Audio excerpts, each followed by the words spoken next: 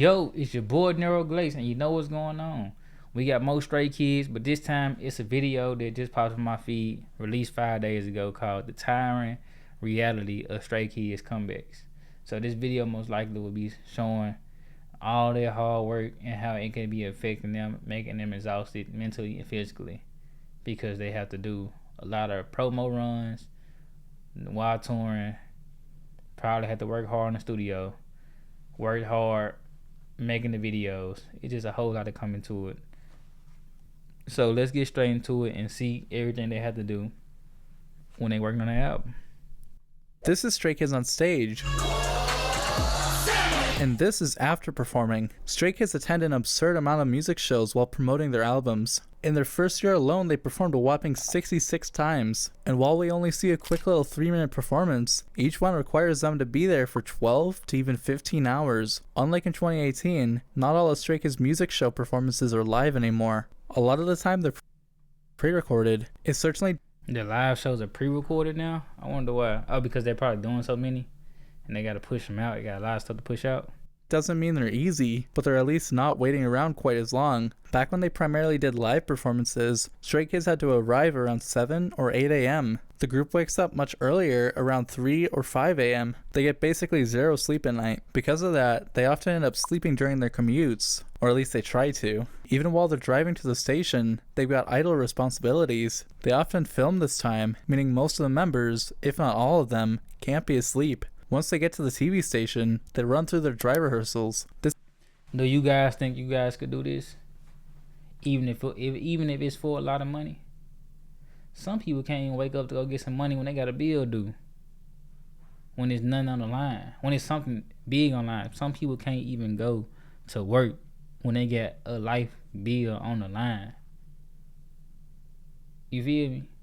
So do you think you could wake up and be all day not sleeping? Can you even wake up on time now? I'm just talking, y'all. Don't take me too serious. I'm just talking.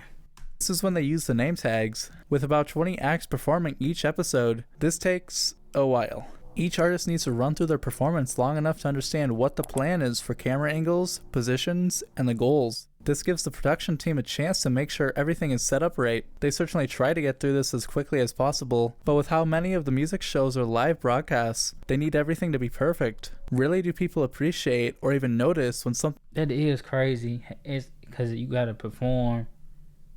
It's got to be a set schedule. You got other groups performing. So they really do have to be up all day. runs smoothly, but if there's even the slightest mistake, it's immediately critiqued. This whole process usually lasts about 2 hours. Stray Kids have to be on standby for a long time during it all. What's lucky for them, though, is as they've been in the industry longer, they've grown trust and appreciation. Because of that, they usually aren't towards the front of the dry rehearsals, meaning that they can arrive a few minutes later than other acts. This is also why A few minutes later is a luxury. Y'all heard that? A few minutes later. they can do more pre-recorded performances than before. Then they wait again. During this time, Stray Kids will review their individual performances. Quite often, they need to modify the choreography because of certain camera angles. This gives them a chance to note down if they're doing something correctly, incorrectly, when he's changing, where they're getting too aggressive. So many things that they have to look for. Above anything else, though, they try to use this time for resting. Like I said in one of my past videos, me as an artist, this is giving me a lot of insight on what you have to do. And I ain't doing enough. So I ain't got no complaints at all. Can't sleep long, but they try to get some. And honestly, it's tough work trying to get sleep during this time. You sleep too much during standby, and you aren't ready to perform the next time. Sleep too little, and you could be too tired to put on a proper performance. For that reason, they usually opt for the latter. Better to give yourself time to prepare after all. Artificial energy plays a large role during this time. Things like coffee, energy drinks, and even vitamin drinks are huge. I'm already a caffeine addict. It's bad. I'm lying. I stopped for a while, probably like a week. Just took some day and I was like, booted up. Just know I booted up. Before they know it, Stray Kids need to head back out and rehearse the second time, this time for something called camera blocking. This rehearsal acts as though it's a real performance. Stray Kids are expected to understand which cameras are running when and align with it. If this rehearsal doesn't go well, it's a concern. Totally fine to make a slip up or two during this run through, but you really don't want to. Once they wrap up the camera blocking rehearsal, they're back on standby for the real deal. In this time, they get the choice of resting or working again. Being that 3RACHA writes the group's music, they try to be productive with this time. Bangchan especially tries to write while they wait. On one specific instance, we actually saw him taking Ian through his singing lines, discussing who will sing what when they go back to the company. Back to the company? Wait, what? Yeah, believe it or not, they don't go home immediately after a music show. Usually there's still things they need to get done in the day, like fan sign events. So they working non-stop. Hey, when you get, it's not work when you love it, but it is work. It's still taxing on the body and mind.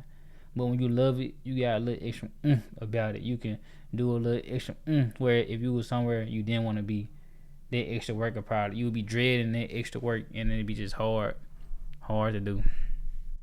Or in this case, recording. By pre-recording the majority of their performances now, has helped them not only conserve their time better, but do exceptionally more with their day. I mentioned earlier that Stray Kids performed. Was that for real?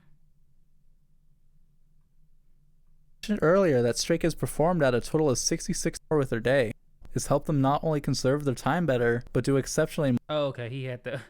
I didn't see the lines attached to his ankles.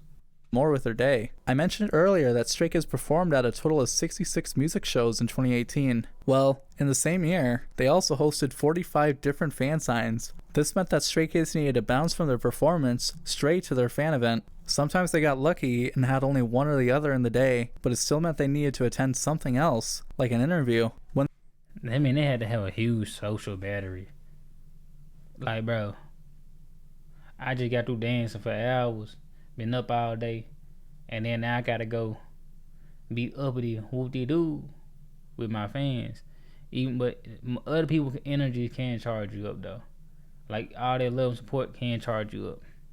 But at the end of the day, you're gonna be crashed. When you go to sleep, you're gonna be out of there, crashed. These events are overlapped onto each other. It gets really tiring. And unlike 2018, Stray Kids don't appear on music shows anywhere near as much. Okay, here, I want you to guess. If Stray Kids had 66 music show performances across 3 comebacks, how many do you think they had in 2024 with 1 comeback? 22? 19? Nope. 6. That's right, they only performed on music shows 6 times throughout all of 8's promotion. You might be wondering why it was so much less in 2018. My guess would be a combination of 2 things. Obviously, this is 6 years since they debuted, and in that time, they've picked up much more interest and don't need to be marketing as aggressively as before. The second thing I think that could be right. Like when we first come out, we pushing hard because we're trying to gain fans internationally, get a foothold, and get as much proper return on investment. But they did 66 shows, and they had songs charting. They got their return on investment very fast. So now we're well known. We probably developed with Stay already a group in. What do you say? What year it was? I don't know, but was Stay already a fan base name, a fandom? Think of is how their world tour began a little over a month after the album. Realistically, they didn't have the time to just sit around waiting at music shows when they should be practicing their set. What they ended up doing instead of performing is they recorded a bunch of interviews prior to the album, some even months before it. Not only does it let them pay attention to their upcoming tour, but it can lighten the comeback week workload. But it doesn't necessarily mean it's incredibly easy leading up to the album, which, let's talk about the album lead up quick. So they did Teen Vogue multiple times. As we saw earlier, producing the next album doesn't begin once they're done with the current one. In fact, the musical production is usually pretty far along when they're promoting one. A recent example of this is how Ceremony was actually written over a year before Karma even released. This gives 3RACHA time to write and record exactly the album they're looking to make. Ceremony wasn't a song they got right on the first version. It went through several variations before they got it to be the song we know now. Each time they felt like there was 1% more that could be better. This is a cycle they go through quite a lot. By writing the songs so far ahead, they have a bit more time to improve the songs. Does it probably suck to try and perfect each song? No, it doesn't suck because you get a product that performs well.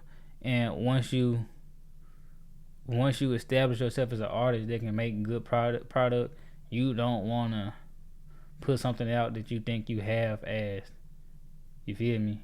You have set the bar high. You don't have to hit that bar every time, but a drop off in quality could be very noticeable if it's subpar. Yeah, for sure. But their ambition for quality has totally defined the sound we have now. And when they don't think a song meets the requirements they have, they put it on the shelf for another day or album. Track 4 on Karma is For another day. Hey, like, we gonna push it. We don't like this. We'll come back to it. Might fit something else. I got songs I ain't dropped now. I'm working on it. I'm working on an EP right now myself. But just like them, I got things I wanna redo. I might just put it out and write some new stuff though. Let me know what you guys think. Don't forget to subscribe. We on the road to 2,000. We out. We halfway to 2,000. Hold on. We like around 1,500 right now to me recording. Well, nah, a little bit under 1,500. So we almost to 2,000. Let's go. an example of that, where Han actually wrote the song back in 2021 before coming back to write it the way he envisioned it. When they're writing songs, they'll often record a guide version of it. This is basically their way of communicating their vision for a specific song with whoever is actually singing specific lines. So a demo. It can also be a way for them to remember what they have in mind for the vibe and style of songs. What's that symbol right? What does this symbol right here mean? What does this symbol mean? Especially with how many they write. Even though Karma had 9 original songs, they absolutely wrote more than 9 for it. And while I can't say for sure, I'd say it's rather likely they record more songs than they actually need to. Sometimes the song doesn't translate as well when all... Yeah, we gonna write a lot of songs, then we gonna compare them. So, process of elimination. What's gonna win out? all members are performing, so it gets set aside. This is where it can be a good thing that they have so many songs already written and saved. If there's a song they think would fit in well, they can swap it out and adjust it for that specific album. Overall, it gives them a bit of rest in the hectic time. It's important that they lock in the title track quickly. The sooner they have one selected, the sooner the other teams can get to work. Every now and then, Stray Kids choreographers will begin drafting the dance before the final recording is produced. Not only does it give them time to do what they do, but it opens up a window for everyone else depending on the choreography. The members want to begin practicing it as soon as they can, after all. These practices I wonder how long they practice the choreography. are nothing easy either. They often stretch out across long hours, even eating into the night and early morning. During Clay 1 Miro, we saw Stray Kids learning Victory Song from about 3 p.m. all the way until 11 p.m. Or at least, that's the latest we actually saw them practicing this day. When they took a break for dinner, Hyunjin actually tells us they'll practice until dawn. That's about 16 hours of purely practice. And I'm talking about I want to do choreography. Boy, I gotta do it. If they can do it, I can do it. We gotta do it. That's one thing I always go by. If somebody can do it, and they shown it can be done, what you should be able to do it as well. Now, you may not have all the time in the day, what time they have, because this is their profession. But when you do have free time, get to it. Get to it. That's all I can say.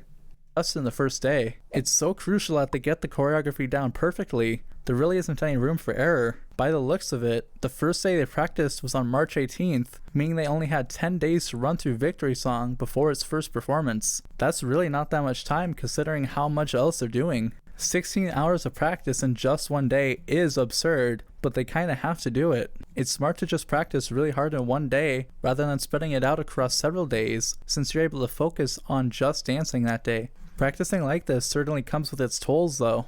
In several instances, I have consumed a lot of Stray Kids content. I have learned a lot about these people. I have learned a lot. That's crazy. the members have injured themselves while pushing themselves. Stray Kids unfortunately suffered 2 prominent injuries during the preparations for Clay 1 Miro. On February 19th, 2019, JYP Entertainment announced Sungmin had suffered a slight back injury and bruising while recording an unannounced video. It's theorized he picked it up during Finding Skiz Australia or while filming one of the music videos. On March 13th, 2019, Changbin was announced to have suffered a minor injury to his ankle while practicing choreography. This is a rough time to be getting injured. Less than a month before the album's promotion means you can't practice very well. We directly see the results of this while they're learning Victory Song. You may or may not have noticed not everyone is out there on the floor. As Stray Kids practiced, Changbin and Seungmin had to sit off on the couch and imitate the moves. While it was important they learned the dance, it was more important that they were ready for the grueling comeback weeks. This led them to noticeably go a little stir-crazy, not being able to participate. It's a really tough situation. I wonder what made them start calling albums comebacks. Practice for so long, but it's not entirely about having the moves down. The majority of that is conditioning your body to the choreography. And if you're just sitting on the side, it can feel like you're not preparing well. Preparing for an album and promoting it, honestly, sucks. It's an incredibly stressful process. You barely ever get a chance to breathe. That's why it's so important that Stray Kids are there for each other. Around the same time, Stray Kids were practicing Miro. They got a little silly with one of the moves, and each took a turn with it. But what's interesting is that Lino quickly suggested that Hyunjin does it with Changbin and Seungmin. That way they don't feel left out and forced to watch as the other members have fun. It's a small gesture, but it really does go a long way. It's this sort of thing that Stray Kids are really good at. They try their best to care for each other throughout their comebacks. Honestly, this extends beyond the comebacks. It's called a brotherhood, if y'all didn't know. Even in just their daily lives, they try to be there for each other as much as they can. They've been around each other so much that they notice immediately when someone isn't being entirely their usual self. Truth is, they can't have a comeback with someone only partially present. It's a Stray Kids comeback, not a Stray Kids except Changbin and Seungmin comeback. It just isn't the same. They're always looking for each other and making sure everyone is keeping up with the choreography. And when someone is struggling, the other members are always quick to step in and help them out. It's so important that they have this strong bond, as it not necessarily makes the comebacks easier, but it certainly eases the stress associated with it. We are a group at the end of the day. If we missing key members that perform key things like Changbin, Bentro, key member, main rapper, you feel me? Like, it's things like we all play intricate parts in this. Like, it's not a whole. We are the Stray Kids, like you said, not a Stray Kids minus two. That's why even when the process gets overwhelming, Stray Kids are able to find a way through it. The work is exhausting, the schedules are brutal, but having that support system helps their outlook on it all. It turns something that could easily break them down into something they can handle together. This is part of why each comeback is so lively. I think another reason people are drawn to these certain groups, like the Stray Kids, is because they give a lens inside their real life, and it makes them a lot more relatable for sure. Drink a million Americanos and energy drinks to compensate for the lack of sleep, but nothing beats the energy they get from each other. I mentioned earlier that comebacks are tolling on their minds too. Stray Kids have admitted that it can be overwhelming to constantly meet expectations at times, not only from their company, but from millions of fans watching every single stage. Every comeback is compared to the last. There's always the worry that they'll let people down with the newest music, and that kind of pressure builds up fast. That's why it's so interesting to see the kind of music Stray Kids released with Karma. You could still feel that the songs were Stray Kids music, but they all had a different feeling to them. It's easy to forget that these aren't just 3-minute performances, but also months of preparation, weeks of practice, and years of experience all squeezed into a singular moment. When something doesn't go the way they want, or when exhaustion catches up. My bad, yeah. I be having just moments where I just get a surge of energy and I just want to let out. That's my bad though. So y'all see, I just come here and get real loud. I'm like, pow. Just know I'm just being Nero. I'm just being Nero Glace. To them, it can really weigh on them. What helps is their connection to stay. Even when they're drained or running on nothing but coffee and adrenaline, they say the energy from fans is what pulls them through. That immediate feedback. What'd I say? That love and energy that people are radiating towards you can charge you back up. Is what reminds them why they push so hard. Sure, the social aspect can get to be a lot at times. Namely how in 2019, Han was struggling with large groups of people and experiencing symptoms of psychological anxiety. But just like anything, there are negatives and there are positives. While yeah, the constant support and attention can get a little overwhelming, they'll still try to express their appreciation. That's especially true during fan signs. These events can last several hours, with Stray Kids meeting hundreds of fans in one sitting. It's exhausting. In most cases, they haven't had a great chance to sleep after their music shows, but they still make the effort to give each fan their full attention. They sign albums, answer questions, joke around, and sometimes even remember the people they're meeting. It's part of what makes their bond with Stay feel so personal. Even after the grueling 15-hour rehearsals, they'll push through with the energy they receive from each other and Stay. So that was a real football scene. I watched somebody react to that song. He thought it was they didn't. Well, he thought that they recorded the football players separate and then just added in.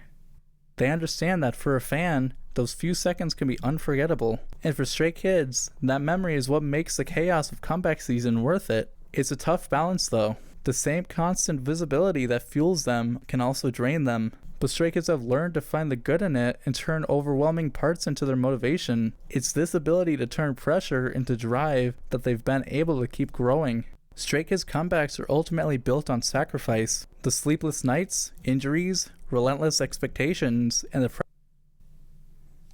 all that pressure.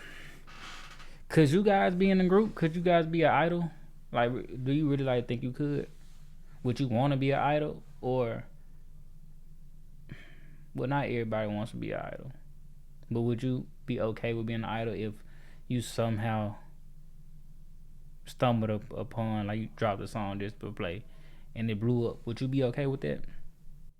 pressure of millions watching. Yet behind the polished 3 minutes on stage are human beings who lean on each other when exhaustion hits. What carries them through isn't just caffeine, but the bond they share and the energy they feel from Stay. If you want to see how Stray Kids challenged the genre expectations and changed all of K-pop, you can click the video on screen. Thanks for watching. Bye bye bye bye bye bye bye bye bye. Hey, a lot of people know a lot about Stray Kids, but I do appreciate that because a lot of my questions get answered. And like I said, videos like this are also, help the fans connect a lot more with the person, because like Stray Kids are dropping the content so you guys can see that we are real people and we go through this process. And then people making videos like this can sum it all up. If a newcomer like myself wants answers and I don't want to deep dive and go through every video to try to get these certain answers. Now, that's still things I figure out along the way on my own. But we'll cross that threshold when we cross it. Like I said, Stray Kids work very hard. I'm taking inspiration from that, because it's like, if these guys can work all day, I should be, and I'm not a dancer, I should be able to record a video, multiple videos in one day. I do now, but I could record more. I could push myself more, because they're dancing, laying around, not sleeping. That's a lot more energy exerted. I'm just sitting here, you feel me? Just talking. I talk anyway. I might get out the camera, get on the phone, I'm still talking. So I cannot get up and be like, I'm tired. This chair needs some oil. I can't get up and be like, I'm tired. I don't feel like recording a video. I'm not lazy. I'm not going to be lazy. But I appreciate y'all for joining and watching the video. Let me know how y'all feel about it. We on the road to 2,000, like I said earlier, on the road to 2,000. I appreciate the likes, comments, subscriptions. I appreciate all of it. I appreciate you guys just watching the video. If you made this far, you got me. But it's your boy Nero Glace. Oh, Nero Glace, your favorite Nero Glace.